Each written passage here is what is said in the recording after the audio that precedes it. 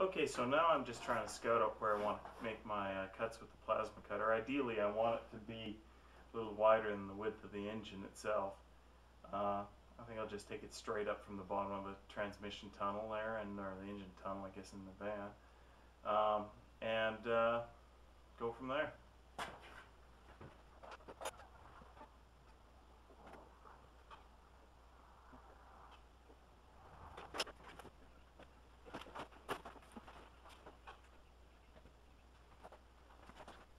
Okay, for the moment I decided to go with the Sawzall rather than the plasma cutter, since the plasma cutter kicks out quite a bit of sparks there.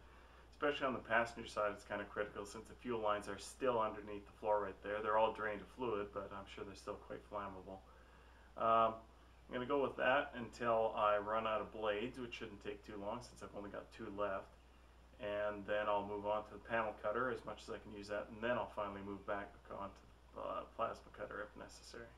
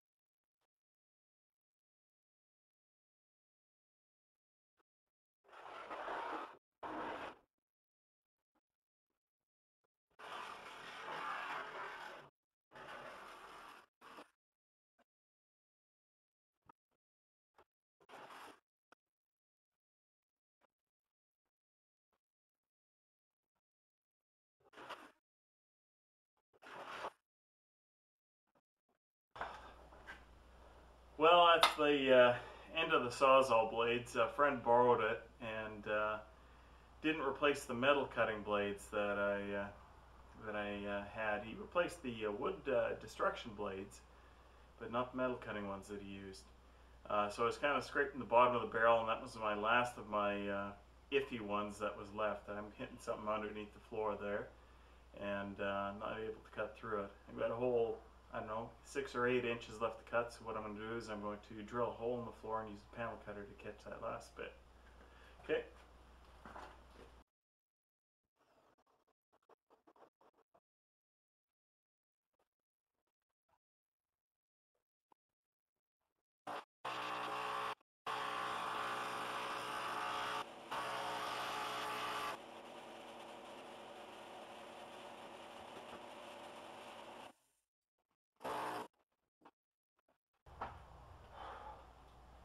Well, it's mostly loose.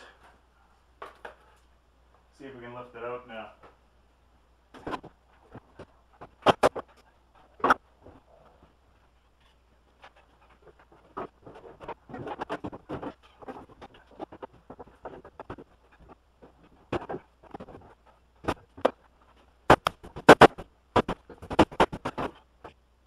Ta-da!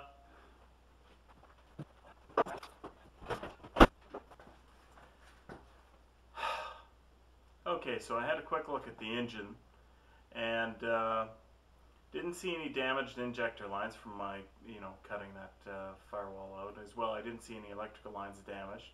Did bend the oil dipstick, but I don't figure that's a big deal since I will be replacing it with one that comes from the side from a regular truck engine. So, I guess the next step is to take off the motor mounts. I've already loosened the transmission mount. I'll have to drop the transmission cross member as well. but and I also have to disconnect the drive shaft. So I'll see how far I get. Okay, so here's where the state is of things right now. The firewall is cut out. The motor bolts are out. The transmission mount is out. The drive shaft is disconnected. The exhaust is disconnected. As far as I know, all of the wires and ground connections from the engine to the frame or to the body are all disconnected. It's just about ready to go, but the last thing that I need to do is put a jack under the transmission and remove the transmission cross member, and then it's just a question of jockeying the van around to the spot underneath the beam above it and using my chain hoist to lift it out. So it looks like tomorrow that engine will be out and I'll be almost done with that van. There's a few little bits and pieces I want to pull off of it as well, but things are looking good for getting this thing done this weekend. So I'll see you later. Actually, before I go, I thought I'd give you a quick little look at the mess that I made. There's the firewall completely cut right up to the windshield on either side. Looks like the engine should get out quite nicely with it that way. I'll be attaching my chain hoist up to one of those two hooks. So unfortunately, since they don't exactly match up with the center line of the engine, I'm going to have to move this van around. It looks like I'll have to move it about 2 feet over to match up with that hook on the left there. It's going to have to roll back a bit anyways to be exactly over the engine anyways. So anyways, looking good to getting this engine out tomorrow.